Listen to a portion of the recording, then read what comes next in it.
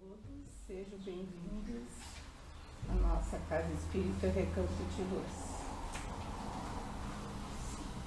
Vamos ver uns recadinhos. Primeiro, de sempre, o celular. Se alguém esqueceu de desligar, por favor, desligue para não atrapalhar o trabalho da casa, da verdade.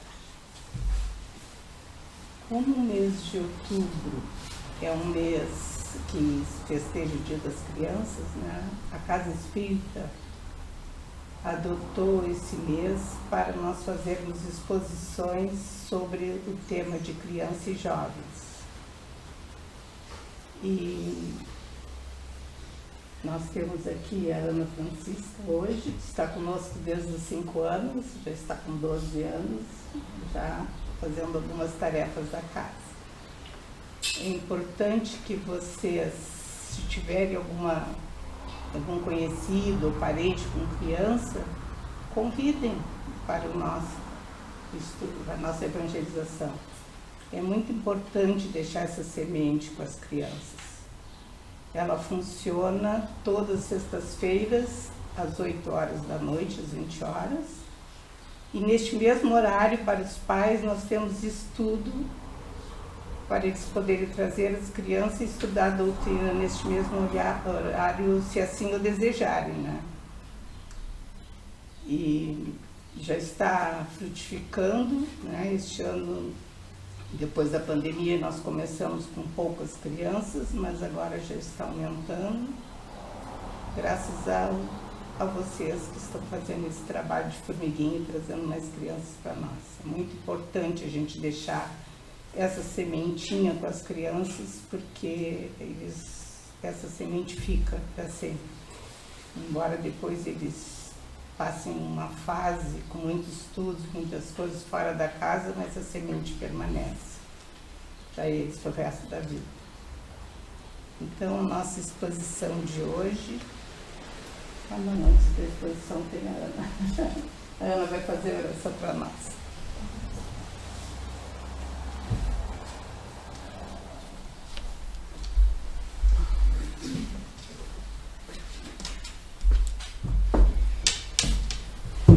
Se em minha vida não acho como filho de Deus, pensando meu coração ao amor, será inútil de ser.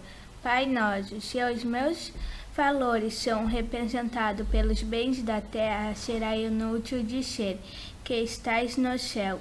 Se penso apenas em ser cristão, por medo, superstição e comodismo, será inútil de ser, santificado seja o vosso nome. Se acho tão sedutora a vida que se é desses prévios e futilidades, será inútil de ser. Venha a nós o vosso reino. Se no fundo o que eu quero mesmo é que todos os meus sonhos se realizem, será inútil de ser. Seja feita a vossa vontade. Se prefiro acumular riquezas, desprezando meus irmãos que passam fome, será inútil de ser. O pão nosso de cada dia. Se não me importa inferir injustiça, oprimir e magoar os que atravessam o meu caminho, será inútil dizer: perdoai as nossas ofensas, assim como perdoamos a quem tem nos ofendido. Se escolho sempre o caminho mais fácil, que nem sempre é o caminho de Cristo, será inútil dizer: não nos deixe cair em tentação. Se por minha vontade procuro os prazeres materiais, se tudo que é proibido me seduz, será inútil dizer: livrai-nos do mal. Se sabemos que sou assim, continuando me omitindo, e nada faço para me modificar, será inútil dizer. Amém. Que Deus seja sempre fonte de inspiração para a nossa vida. A nossa exposição doutrinária desta tarde está a cargo da nossa colega Silvia. Boa tarde a todos.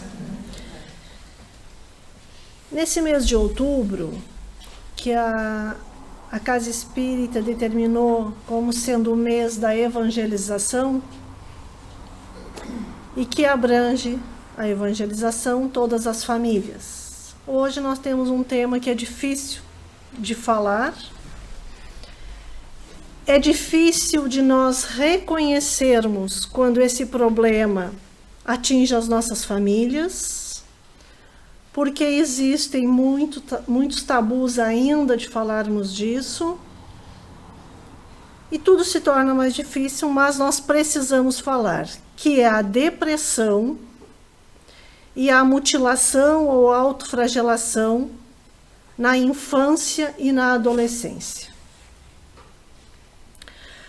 Nós temos que falar disso porque a depressão, ela é uma doença que ela tem um quadro característico de uma tristeza imensa. É como se essa tristeza não tivesse fim. Aquele que sente isso, ele tem um sentimento de angústia e de solidão enorme. E nós estamos vendo muitos e muitos casos nas crianças e nos adolescentes. E a depressão, ela é um transtorno, na realidade, emocional. E ela leva à autoflagelação ou à mutilação, como queremos chamar, né? Por quê? Porque essa pessoa, esse ser, ele está profundamente abalado emocionalmente. A sua dor psíquica, que é uma dor interna, é dentro do ser. Ela é enorme. E esses sentimentos, eles levam a um vazio existencial. A depressão, ela causa um vazio enorme no ser. Ele tem o sentimento de inutilidade, de que eu não sirvo para mais nada, nem para ninguém. E essa depressão, que causa esses sentimentos horríveis, ela evolui para quadros muito graves. E tem evoluído ultimamente, que é a morte pelo suicídio. Porque o que acontece? No autoflagelo ou na mutilação, eles acabam causando danos irreversíveis na sua vida e acabam morrendo. E existem quadros depressivos na infância e na adolescência, principalmente porque ela é uma fase, tanto a infância quanto a adolescência, de transformação. A criança passa de criança para adolescente e não consegue entender as transformações que estão acontecendo no seu corpo físico e no seu íntimo, nos seus sentimentos. O adolescente, por sua vez, não é criança e não é adulto, e sofre todas essas transformações. E eles não conseguem entender como é que isso acontece, eles não conseguem vivenciar isso com tranquilidade e acabam angustiados e estressados. Então é fundamental, a depressão, ela precisa de diagnóstico e de tratamento, se nós quisermos ajudar as crianças e os adolescentes. E, por exemplo, quais são os fatores que levam a uma depressão? O que faz um indivíduo se deprimir? Eles têm uma visão, normalmente, muito negativa de si mesmo. De se achar inútil, de se achar que não servem para nada, de achar que não são amados. Eles têm, como é que eu vou dizer, uma exigência consigo mesmo muito acima da média das outras pessoas. Eles se exigem demais deles mesmos. E eles têm uma visão muito pessimista do futuro. Eles olham para frente e eles não veem uma luz no fim do túnel. Eles não veem nada de bom na vida deles. Eles estão no momento em que eles acham que não precisam mais existir, porque não tem nada de bom para vir para eles. Outra coisa que também está levando muito à depressão é o abandono dos laços familiares. A desconstrução desses laços, gente. Por quê? Porque nós não temos tempo para as crianças e para os adolescentes. Quando eu falo nós, eu digo nós, a família, nós como amigos, nós como sociedade, inclusive. Nós não temos tempo para eles. Porque nós estamos sempre trabalhando, nós estamos sempre ganhando dinheiro, nós precisamos adquirir coisas para dar a eles. Que a gente acha que isso é o que é importante, que isso é o necessário. Se eles têm tudo em casa, do que reclamar, né? Mas e o amor? E o carinho? E a confiança que eles precisam ter em nós, os adultos? A amizade, a liberdade de poder falar, de poder conversar, de poder se abrir. Essa desconstrução dos laços de família está fazendo isso, está negando isso a eles. Outra coisa também é o bullying, né? Tanto nas escolas como na internet. Isso é um problema seríssimo também. Por quê? Porque as nossas crianças e os nossos adolescentes ficam muito tempo na internet e, na sua grande maioria, sem supervisão dos adultos. E a internet tem muita coisa boa, mas também tem muita coisa ruim. Eles sofrem muitos ataques através da internet. E o Brasil é o segundo maior país do mundo que mais sofre agressões através da internet. Então, a gente precisa observar isso bem de perto. Outra coisa que também afeta muito para que leve a criança e o adolescente a um quadro depressivo são os relacionamentos, as dificuldades de relacionamento. Muitas vezes, muitas brigas com famílias, com os amigos. Essas brigas, essas discussões que geram muito tempo, levam muito tempo e não se resolve. Eles não têm uma solução. E o que isso gera neles? Isso gera muita angústia, gera estresse e leva à depressão. E há também, não menos e talvez muito agravante, o término do relacionamento dos pais. Ou seja, a separação dos pais. Muitas vezes de forma violenta, de forma agressiva, aonde tem muita briga, muita raiva, muito ódio. E quem é que está no meio? As crianças. Para eles, é como se a vida acabasse. Porque o que é a nossa vida quando nós somos crianças e adolescentes? É a nossa família. O nosso chão firme é a nossa família. Porque a gente se sente seguro com o pai, com mãe. Se houve uma separação, uma ruptura amigável, eles continuam todos convivendo. E a gente consegue administrar isso. Mas quando são términos de relacionamento violentos, gente, para as crianças é como se o mundo acabasse. Porque eu tenho um pai de um lado, uma mãe do outro, eles às vezes não sabem nem com quem vão ficar, ou ficam um pouco com um pouco com o outro, e aquela coisa é mãe falando mal de pai, é pai falando mal de mãe, essas confusões de família que todos nós conhecemos. Isso é destruidor para uma criança e para um adolescente. E é uma das causas da depressão, porque isso leva ao estresse emocional e leva normalmente também à autoflagelação. E quais são os sinais da depressão? Porque a depressão ela não tem sintoma, ela tem sinais. O primeiro deles, a alteração de comportamento. tanto da criança quanto do adolescente.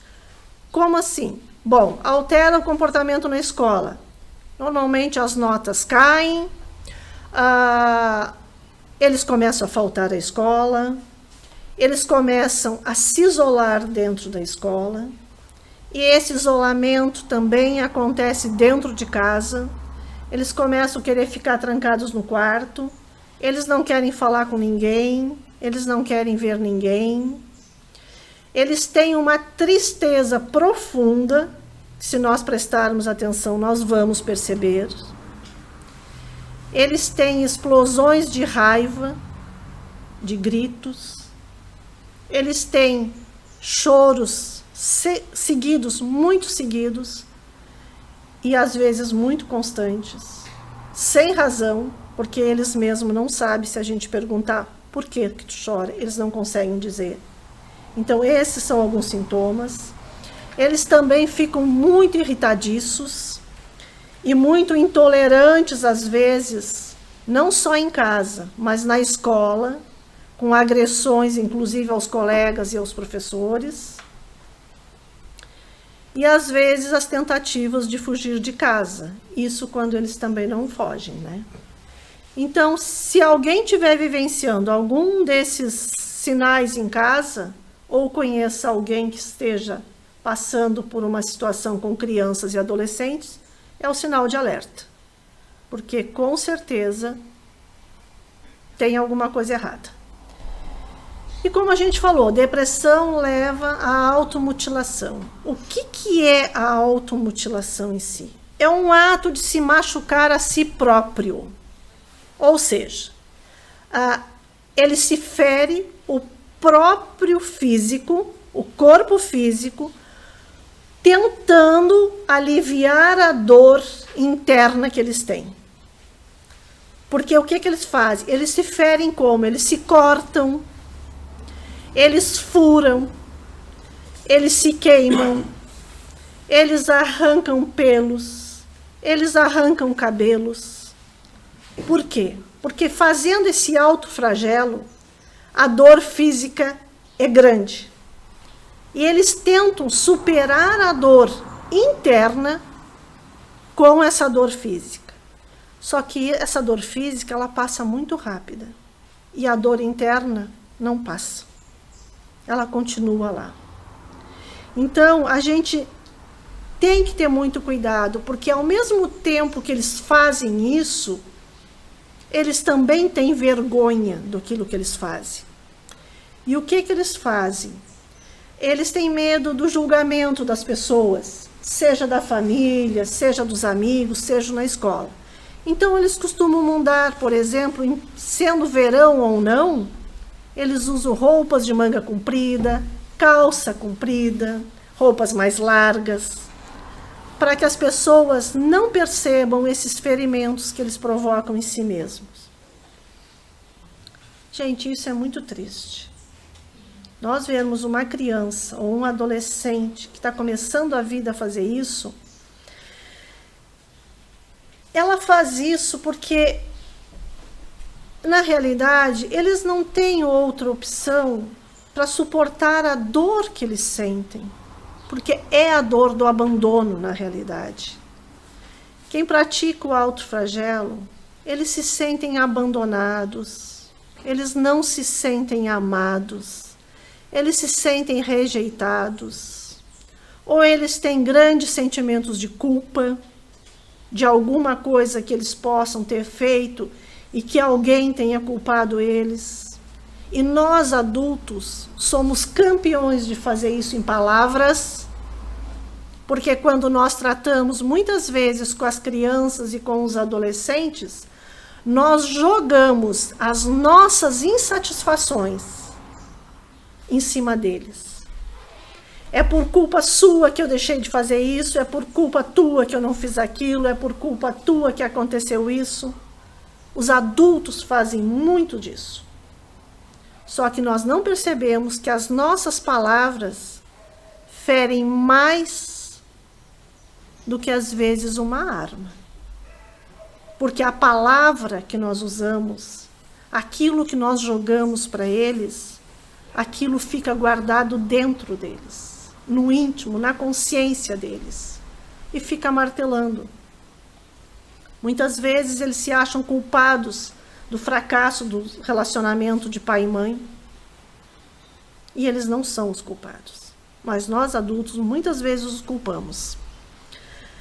Então nós precisamos tomar muito cuidado e nos esforçarmos mais para ver como nós estamos educando essa criança e esse jovem. O que nós estamos dando de suporte emocional para eles. E como acolher, como tratar e como lidar com a depressão e o autoflagelo. Nós precisamos cuidar da saúde mental desse ser. E como é que a gente cuida da saúde mental? Através do tratamento clínico, do tratamento terapêutico e do tratamento espiritual. Sem esses três, gente, não tem sucesso. Não adianta ficar só com tratamento clínico, não adianta querer ficar só com terapêutico ou só com o espiritual. É os três juntos. Por que é os três juntos? Porque o tratamento clínico é através do psiquiatra. Porque existe um transtorno na depressão. Então, ele precisa ser tratado com um psiquiatra, que é quem vai prescrever a medicação que se faz necessária. Precisa do tratamento terapêutico, porque é o psicólogo, é aquele que vai achar a raiz do problema. Por que ocasionou essa descompensação emocional naquele ser? O que levou? Qual é a causa, a raiz disso? O terapeuta vai tratar daquele problema, daquela causa, para que esse transtorno não se repita, não continue se repetindo. E o espiritual, nós precisamos tratar porque nós somos espíritos imortais. Como os espíritos imortais que somos, nós sofremos as influências diariamente da espiritualidade. Tanto dos bons espíritos, como o nosso anjo de guarda, os espíritos protetores, como daqueles espíritos infelizes, que nos querem mal, gente. E todos nós, independente de ser criança, adolescente ou adulto, somos devedores de outras vidas. E nós trazemos conosco, no nosso espírito, essas marcas. E esses inimigos de outras vidas, eles nos acham aqui. E aí, se nós estamos num padrão vibratório muito baixo, que o depressivo tem uma autoestima baixíssima, o que acontece? Eles não conseguem receber a influência dos bons espíritos, mas dos espíritos infelizes, sim. E eles minam a nossa mente com pensamentos pessimistas e destrutivos. Então, o espiritual é fundamental, junto com os outros. Os três têm que andar juntos, que é a longo prazo, não é da noite para o dia que se trata uma depressão, e o autoflagelo também. Leva tempo, leva, mas os três juntos sim. E como é que nós tratamos o espiritual? Nós tratamos o espiritual com o evangelho no lar. É necessário que se faça, gente. É a forma mais eficaz. Evangelho no lar, se for possível, diariamente, para quem tem casos de depressivos em casa. Exposição doutrinária, como agora que vocês estão aqui, que tem a exposição doutrinária e tem o passe depois. Vamos trazer as nossas crianças e os nossos adolescentes para dentro da casa espírita para isso. Agora, se não são espíritas, se são católicos, umbandista, Assembleia de Deus, evangélico, não importa. O que importa é que tenham uma espiritualidade. Isso é importante. Agora, se for na casa espírita, às quartas-feiras, tem as preces e as irradiações também, às 16 horas. É outra oportunidade. E o mais importante de todos, evangelização infantil. É de criança que nós temos que oferecer a evangelização infantil para eles. Por quê, gente? Para que eles possam vir para cá e, desde criança, tratar o físico, o moral e o espiritual através dos ensinamentos de Jesus. Porque aí eles vão crescer conseguindo entender as adversidades que todos nós temos na vida. Porque nós somos espíritos imortais que viemos para cá para passar por provas e expiações, para podermos crescer e evoluir. A evangelização é tratar desde pequeno desse assunto. É as evangelizadoras conseguirem conversar com eles. Elas são extremamente amorosas. Com elas, eles podem falar de tudo, tirar todas as dúvidas, desde pequenos. A Laís falou, a Cris também falou, nas exposições doutrinárias que elas fizeram. Evangelizar é amar. E nós não amamos aqueles seres que nós temos juntos de nós, gente, e que nós somos responsáveis por eles. Nós não amamos? Então, por que se nós amamos, nós não desejamos o melhor para eles? E se nós desejamos o melhor para eles, vamos trazer para a evangelização. Nós temos que trazê-los para cá. É a oportunidade de oferecermos segurança emocional para eles. E como a Vera falou, toda sexta-feira, às 20 horas, a nossa casa está de portas abertas, com todas as evangelizadoras aqui, para receber os pequenos e os adolescentes. Assim como tem o grupo de estudo para os pais que vão ficar esperando, para ocuparem seu tempo, também tem essa oportunidade. Então, nós precisamos cuidar das crianças. Outra coisa, nós precisamos ser mais próximos. Nós precisamos deixar um pouco as coisas materiais de lado e nos aproximarmos. Porque como é que nós vamos poder ajudar essas pessoas, essas crianças e esses adolescentes? Só se nós nos aproximarmos, gente. Se nós tivermos mais tempo, se nós ouvirmos eles, se nós escutarmos as suas angústias, as suas dúvidas, as suas inseguranças. É isso que nós temos que fazer. Porque só assim nós vamos poder ajudá-los. E as famílias, muitas vezes, elas não acreditam nesses sinais.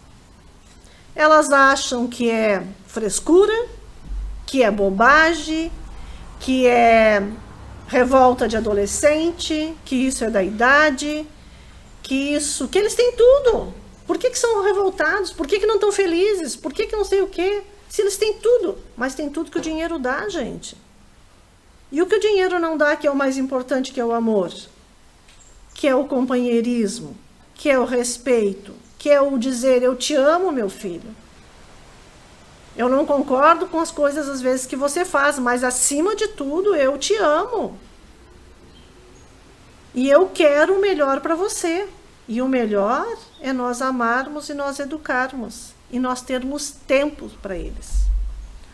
Porque nós adultos, nós dizemos muito, normalmente costumamos dizer, nós queremos um mundo melhor. Como que nós vamos ter um mundo melhor, se o mundo melhor quem vai fazer é essa geração que está hoje criança e adolescente, e se nós não temos tempo para cuidar deles e estar presente na vida deles? Como é que o nosso mundo vai ser melhor, gente? Vocês acham que vai ser?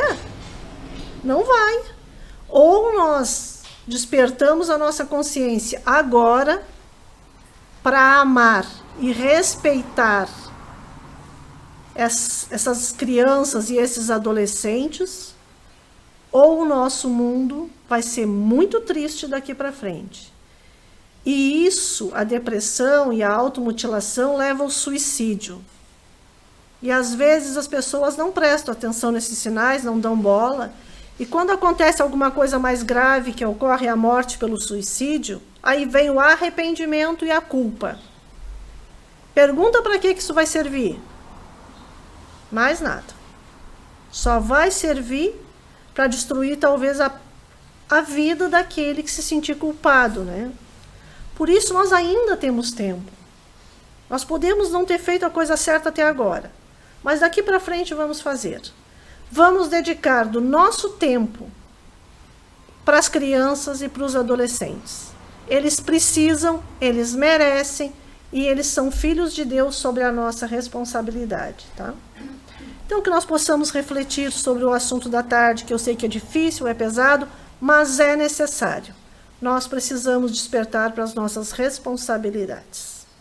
Que Jesus abençoe a todos nós.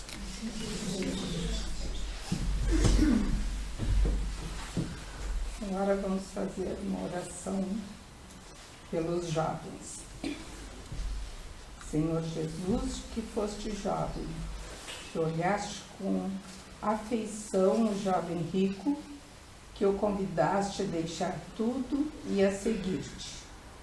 Pedimos-te pelos jovens de hoje, sobretudo por aqueles que andam tristes, vivem mergulhados no pecado e no vício, que não têm o amor da família, que não têm emprego, nem um futuro certo.